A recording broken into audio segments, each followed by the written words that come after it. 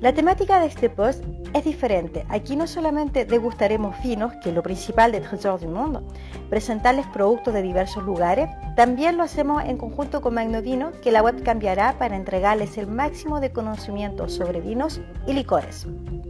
Hoy me encuentro en el corazón de la Côte de Castillon, en el Château Sainte-Catherine, donde les presentaremos este dominio vitivinícola, hablaremos de la historia de Bordeaux, la mezcla de la cepa, en fin, comencemos esta nueva aventura. Lo que es muy simpático en esta zona vitivinícola es que las viñas han comenzado a pasar a la era de todo lo que es biológico y a todo lo que es vino innovadores como los vinos sin sulfito. Aquí estamos con unos pioneros en lo que es el sin sulfito, que nos van a explicar el por qué comenzaron el tema de los vinos sin sulfito, pourquoi vous avez commencé les vins sans sulfite.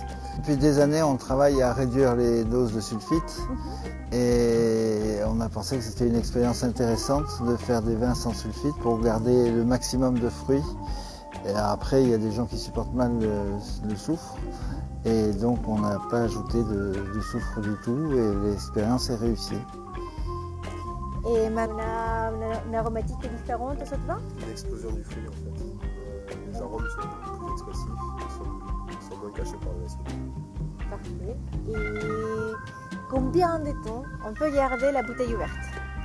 Ah, je pense que de toute façon, vous savez, une bouteille de vin, c'est pour être vidée très vite. Donc, j'ai jamais poussé l'expérience, mais je pense qu'au bout de 2 heures, 3 heures, ça risque de perdre de ses tannes puisqu'il n'y a aucune protection contre l'air. C'est que lo que es interesante a saber con los vinos sin sulfitos son que son vinos que no les van a dar dolor de cabeza para la gente que sufre dolores de cabeza con el vino. Esto no lo van a tener con estos vinos. Segundo, son vinos que son mucho más digestivos. Son vinos jóvenes, lo que quiere decir que no tenemos que tener una cava con vinos 5 o 6 años porque estos uno los compra y están listos para tomar en el momento mismo. Maintenant, parle-moi, qu'est-ce que c'est les assemblages ici que vous travaillez? Et pourquoi vous faites des assemblages? Parce qu'en Amérique, ou comme dans des autres pays hispanophones, on parle beaucoup de monocépage. Mais je pense que la vision des assemblages, ce n'est pas encore bien établi dans leur tête. Oui, alors l'assemblage, c'est vraiment une particularité de Bordeaux. Et moi, je compare souvent le vin à de la cuisine. Et nous, on fait un plat par an à chaque vendange. Et l'assemblage, c'est d'allier des mets qui vont bien ensemble. On peut avoir des œufs de première qualité, du caviar. Les deux sont bons séparément, mais si vous assemblez les deux, c'est très bon. La même chose pour des pommes de terre avec des cèpes. Les pommes de terre sont très bonnes, les cèpes sont très bons. Mais si vous assemblez les pommes de terre et les cèpes, vous avez quelque chose de plus. Donc c'est ça l'assemblage. Et notre rôle, c'est de bien doser chaque élément pour avoir le meilleur mariage possible. En somme, c'est un mariage, et un mariage réussi. Parfait. Ça fait combien de temps que Bordeaux vinifie? Quand les gens ils commençaient à vinifier à Bordeaux? Depuis l'époque gallo-romaine, il y a 2000 ans. Ça fait pas beaucoup de temps, voilà. Voilà. Comment ça se fait qu'ils sont arrivés à avoir des cahiers des charges aussi stricts petit à petit? Qu'est-ce qui a amené à... Voilà, il y a des cépages qui sont obligatoires, qu'il y a une façon de travailler dans chaque terroir. Vous pensez que c'est dû à quoi tout ça? Ah non, je pense que c'est une évolution, une adaptation justement au climat. Et le climat a changé au cours des siècles. Et chaque fois, il y a une adaptation. Les règles, c'est relativement récent. Hein. C'est récent depuis 1930 et les appellations d'origine contrôlée. Mais il y a toujours eu des usages à Bordeaux. C'était pas obligatoire, mais il y avait des usages de cépages qui se perduraient au fil des années, uniquement basés sur l'observation. Et maintenant qu'on parle des Bordeaux, parce qu'ils sont connus un peu partout dans le monde, vous pensez que c'est dû à la façon de vinifier qu'eux ils sont tellement propres à eux, ou c'est que c'est dû à ces cépages internationaux qui sont utilisés de plus en plus partout dans le monde et que les gens ils essayent de les travailler et que c'est ça qui fait qu'ils soient un terroir connu ou des autres informations? Enfin, pourquoi vous pensez que c'est à Bordeaux, enfin, en tout cas la région la plus connue au monde? Voilà.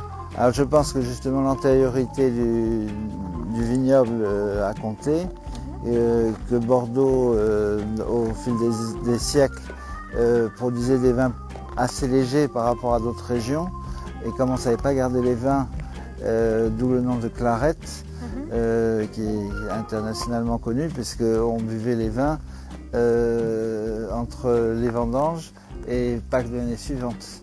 Ils faisaient déjà du sans soufre avant nous. Ça existait déjà. Mais ils ne savaient pas le conserver. Et donc je pense que c'est ça qui a fait la réputation de Bordeaux, qui est ancrée vraiment depuis des traditions, depuis des siècles. Et on a la chance d'avoir des terroirs très différents. On parlait tout à l'heure des cépages. Ici, sur la rive droite, on a un cépage qui convient très très bien, qui est le Cabernet Franc, qui ne va pas convenir dans le Médoc. Beaucoup moins, quoi. On a de beaux Cabernet Franc dans le Médoc, c'est plutôt Cabernet Sauvignon. Et puis le Merlot, bien sûr, partout. Vous pensez que c'est cette minéralité qui va se marier très bien avec le Cabernet Franc? Parce que c'est très rocheux par ici, j'ai l'impression. Enfin, on voit qu'il est rose, mais le terroir est très calcaire. Le terroir est calcaire et argileux, donc il y a de la fraîcheur. Et cette fraîcheur, on va la retrouver dans les vins. Cette idée qui était nouvelle et innovante, qu'est-ce que vous pensez que les gens un peu partout dans le monde peuvent penser des vins sans sulfite? Parce qu'il y a plusieurs façons de faire le vin sans sulfite. La vôtre est très spéciale, très à vous. Enfin, à vous deux. Et donc, comment vous pensez que les gens ils pourront prendre ces nouvelles idées? Pour moi, c'est un nouveau produit, c'est des goûts qui changent en fait. C'est des vins différents par rapport à ce qu'on faisait jusqu'à présent. Donc, qui va toucher aussi une certaine clientèle qui sera un peu plus jeune, qui aime les vins beaucoup fruités, beaucoup moins sur l'alcool. Quand on parle de la vinification de ces vins, en quoi les vôtres sont différents? Chaque maître de chez a ses méthodes de vinification. Là, le vin sans sulfite, ça a été une méthode, ça a été un peu une découverte aussi. Ça a été une phase de test qui a bien marché. Après, on garde un peu notre secret. Qu'on ne va pas dévoiler, c'est pour ça qu'il faut acheter quelques bouteilles. Este dominio del Chateau San Catrino, con más de 56 hectáreas, ha logrado encontrar un equilibrio en lo que son sus plantaciones ecológicas y al mismo tiempo sus vinos sin sulfatos. Como pueden ver aquí, la modernidad en las técnicas de vinificación y al mismo tiempo la tradición vitivinícola de Burdeos están completamente de la mano, entregándonos lo mejor de su terroir. Joan Merlot es un empresario pionero en este tipo de productos tan específicos que son los vinos con un axa al medio ambiente y al mismo tiempo una necesidad tan dejada de lado que son la intolerancia a los sulfatos. En mi carrera como consultante en vinos he podido ver una gran aumentación de este problema. Quizá si una persona tiene una intolerancia de base, podríamos decir que quizás no sea tan grave. Esta persona puede tener solamente estornudos, picazones en el cuerpo, dolores de cabeza y de estómago. Pero si una persona que tiene asma puede tener problemas mucho más graves. Al respirar, minutos después de haber tomado un vino o un producto que contenga sulfato, esta persona media hora después tiene problemas graves de respiración. Claro está que la intolerancia a los sulfatos se está volviendo un asunto real de muchas personas y me alegra mucho poder presentarles una propiedad vitivinícola que presenta una solución a todas estas personas que sufren de este impedimento de poder beber vinos. Acompáñenme a la degustación de estos vinos. El blanco, el rosado, la claret y los tintos. Entonces estamos sobre un 2015, 2016 y 2017 que vamos a probar ahora con nuestro anfitrión. Entonces en el blanco es tradicional que acá en Bordeaux uno trabaja lo que es el Sauvignon y el Semillon. ¿Por qué uno trabaja el Sauvignon y el Semillon? Pourquoi on travaille que ces cépages-là dans les blancs? Alors je ne sais pas lesquels cépages sont autorisés. Il y a d'autres cépages qui sont autorisés comme la muscadelle. Mais ça va pas apporter grand-chose au vin. Et en plus, c'est un cépage qui est très difficile parce qu'il faut le vendanger juste à point. et c'est très très difficile à cultiver. Non, le mariage Sémillon-Sauvignon est excellent parce que le Sauvignon va donner toute la vivacité, le fruit, la fraîcheur, et le Sémillon va donner un peu de gras, d'ampleur au vin, plus long en bouche, plus gras, plus onctueux. Bon, il faut vous dire que David vinifie ses blancs de manière particulière, c'est-à-dire qu'il les vinifie à très basse température pour garder le plus de fruits possible, y compris du sémillon, ce qui ne se fait pas forcément, tout le monde ne fait pas comme ça, et il arrive à avoir, et vraiment l'assemblage, c'est ce que je disais tout à l'heure sur les assemblages, les sauvignons tout seuls sont très bons, les sémillons tout seuls sont très bons, mais le mariage des deux donne plus de complexité, plus de délicatesse dans les vins. Aquí lo que podemos tener con estos dos vinos que están juntos es el lado un poco agruma de Sauvignon, pero también tenemos la fruta exótica. Y aquí tenemos un poco de fruta de la pasión, un poco de piña, l'ananas, on la sent fort. Et tous ces fruits, c'est dû à la vinification que vous avez faite en... Oui, le terroir, ça c'est très important, il ne faut pas oublier, on est à Bordeaux, donc la question de terroir est très importante. Et après la vinification qui suit. Et la qualité du raisin, parce qu'il faut le mener à bien, et avec des beaux fruits, c'est facile de faire du bon vin. Pourquoi vous mettrez ces blancs des Bordeaux? J'aurais tendance à vous dire avec tout. Avec tout? Parce que c'est vrai que ce côté frais, ce côté... vous sentez la profondeur qu'il y a, la délicatesse. Et bon, mais c'est à la fois pas trop fort pour pas abîmer de la cuisine. Donc avec un poisson, on va bien sentir le goût du poisson, bien sentir le goût du vin. Ça peut être très bien apéritif. Ça peut très bon avec le fromage, parce que le gras du fromage va venir se marier avec le gras du vin. Voilà, c'est vrai que j'ai tendance à vous dire avec tout. Avec non, et même avec des fruits, des fois les gens ils se... Même avec des fruits, oui. Maintenant c'est très fort la mode de rosé, je vois il y a de plus en plus de gens qui cherchent le rosé. Et est-ce que ça... Vous avez ressenti ça ici à Bordeaux? Une grosse demande sur le rosé. Nous, le rosé, alors le rosé sous ces en fait, c'est vraiment des parcelles qui sont sélectionnées. C'est des parcelles avec des rendements qui sont un peu plus forts pour avoir un côté plus fruité. Ces raisins sont ramassés, sont triés. On les presse directement. Il y a peu de macération. On essaie de conserver, de les abriter contre l'oxygène, de les protéger contre l'oxygène de l'oxydation. Et après on les vinifie toujours pareil, à très basse température pour garder le maximum de fruits, de gras. Et après on met notre touche un peu personnelle pour essayer de garder quelque chose de très fruité. David est comme les grands chefs, il vous dira pas tous ses secrets. Pas tout dire. Mais par contre, ce que j'aimerais savoir, c'est comment c'est possible que dans ces cépages pour lesquels on fait du vin rouge, on arrive à faire du vin rouge.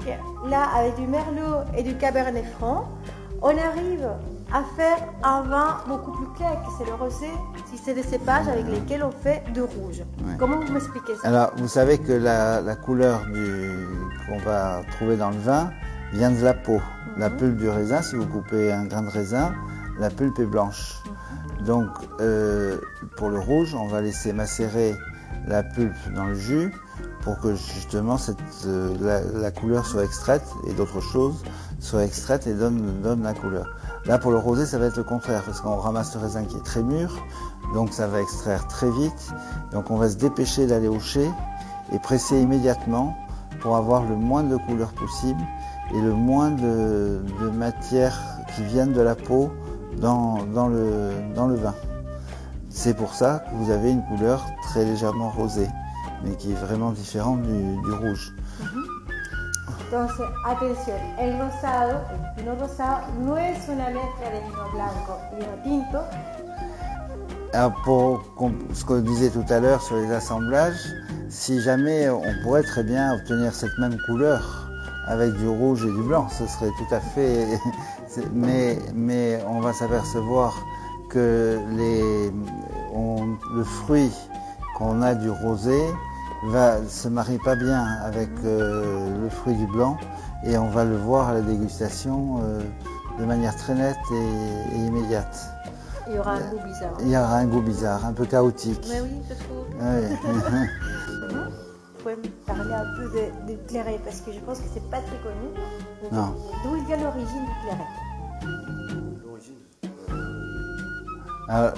L'origine du claret, elle vient de claret en anglais. Oui. C'est-à-dire qu'à l'époque, on ne savait pas conserver les vins. Donc on buvait les vins entre les vendanges et la saison de Pâques à peu près. Parce que très vite, après, ça devenait du vinaigre. Ils faisaient du vin sans soufre, mais ils n'avaient pas les moyens d'observation et de maîtrise, par le froid notamment, que nous, on peut avoir.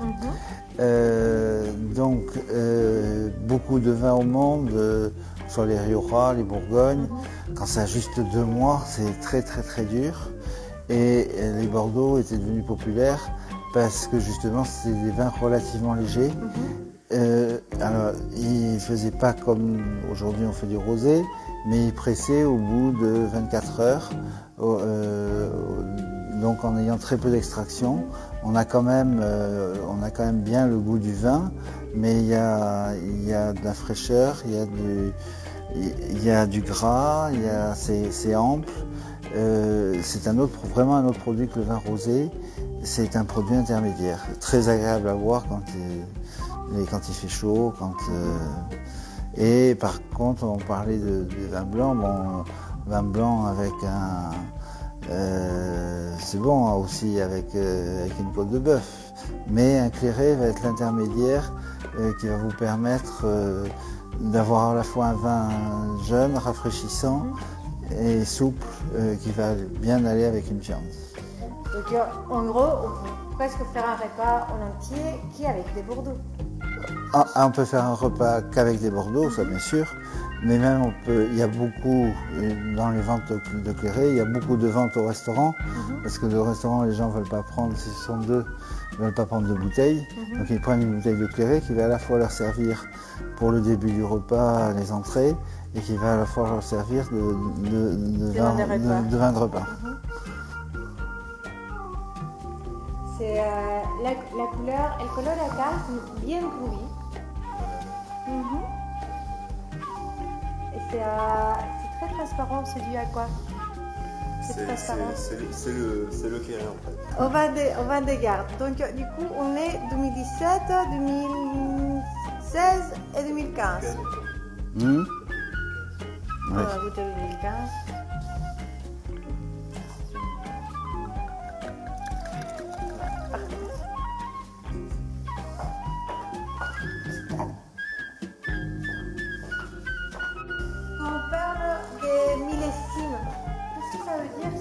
Des millésimes dans les Bordeaux, dans mon vin. Millésime, chaque année est différente. Chaque année, il y a des conditions climatiques, la plante ne va pas donner le même fruit. Et comment vous voyez le millésime? Est-ce que vous le voyez comme aujourd'hui je mets, je fais des métaphores, aujourd'hui je mets une jupe, demain je mets un pantalon, et je travaille tout ça différemment, ou il y a des années qui vont être plus qualitatives que les autres? Oui, alors oui, il y a des caractéristiques qui sont différentes suivant si on a eu un été chaud, si on a eu beaucoup de pluie, donc on peut avoir des vins de qualité différente. Après, donc, va intervenir l'assemblage. Et dans l'assemblage, on peut, là, on vous fait goûter le premier vin, parce que quand même, on n'avait pas à vous faire goûter les...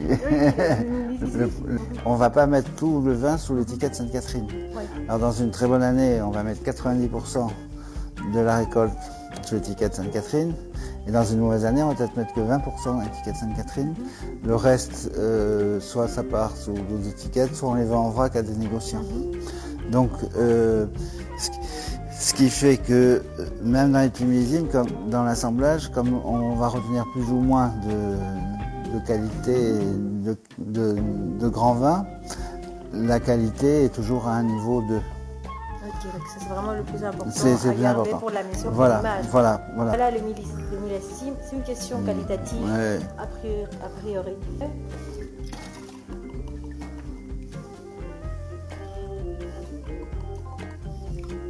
Merci. Désolé de vous faire travailler. Non, ne vous inquiétez pas, je suis habituée. Vous savez, de travailler.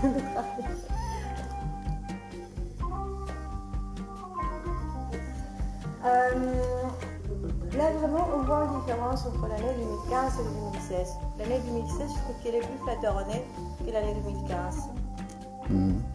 C'était dû à que l'année 2016 était différente pour vous à l'année 2015. C'est dû à quoi ça? Vraiment ici, au niveau année, je trouve qu'elle est plus flatteur, mais pour un année à l'autre, c'est... Beaucoup de facteurs, en fait, on s'est amélioré aussi parce que entre la reprise et la troisième vinification, donc petit à petit, on apprend à connaître le terroir, on apprend à connaître les vignes. Donc c'est ça, hein, c'est d'augmenter en qualité un peu tous les ans. Après, il y avait des conditions climatiques qui étaient optimales. Une reprise par votre part au niveau vinification qui font que... Vinification et culture de la vigne. Culture de la vigne, mais oui. Je dirais même culture de la vigne, excusez-moi David, mais plus important. Vous avez été derrière aussi. Alors, on va sur la dernière bouteille. On va voir comment vous avez vinifié pour l'année 2017. C'est une amélioration. Merci beaucoup. En 2017, c'était une année difficile à cause de la météo. Et quand c'est une année difficile, vous gardez 20% des bouteilles, enfin, des bouteilles. Oh non, on en a gardé plus. On en a gardé plus parce que par rapport aux conditions climatiques, aux difficultés qu'on a eues, en fait, on a quand même sorti quelque chose de bien. On a mis une bonne partie sous le nom de ces 4 hectares. Ce que je trouve avec la dernière bouteille qu'on a goûtée, c'est qu'il y a plus de mâches. Oui. Les tanins sont beaucoup plus forts dans la dernière verre que le précédent. Ouais. Donc peut-être le laisser garder un petit peu en cave pour les gens qui ont envie d'investir, mettre ça en cave quelques années, de sortir après pour retrouver ces souplesses que j'ai trouvées l'année 2016. Enfin, pour moi, l'année 2016, elle est prête à boire. Voilà, j'ai la mâche artiste. Mais en le laissant vieillir, ou sinon en ouvrant la bouteille un petit peu à l'avance. Non, mais c'est certain qu'on fait des vins de garde. Je suis sûr que dans 25 ans, ils seront bons ces vins. Mais il ne faut pas les boire vraiment dans leur prime jeunesse.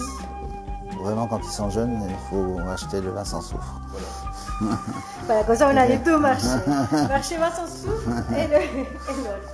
Bien. Merci beaucoup en tout cas pour toutes vos explications. Là maintenant j'espère que les recettes soient claires, que l'histoire des terroirs soit claire, cépages, etc. Et voilà, vraiment merci de nous avoir accompagnés, de nous avoir montré vos vins, la façon dans laquelle vous travaillez. Et nos vemos pronto en un próximo capítulo con Magno Vino. Voilà, merci.